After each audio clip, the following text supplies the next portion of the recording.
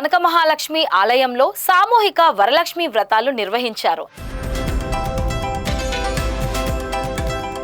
విడతల వారీగా మహిళలను కూర్చోబెట్టి అర్చకులు వ్రతాలు చేశారు. ఆలయంలో ప్రత్యేక పూజలు నిర్వహించారు. పెద్ద సంఖ్యలో మహిళలు సామూహిక వరలక్ష్మి వ్రతాలు చేసుకునేందుకు అనుగుణంగా దేవస్థానం ఏర్పాట్లు చేసింది. శ్రావణ మాసంలో 4వ శుక్రవారం కావున ఉదయం నుంచే అమ్మవార్లకు అభిషేకాలు, ప్రత్యేక పూజలు చేశారు. పూజలు, నోములతో సందడి వాతావరణం నెలకొంది. భక్తుల రద్దీకి తగ్గట్లుగా ఆలయ అధికారులు ఏర్పాట్లు చేశారు.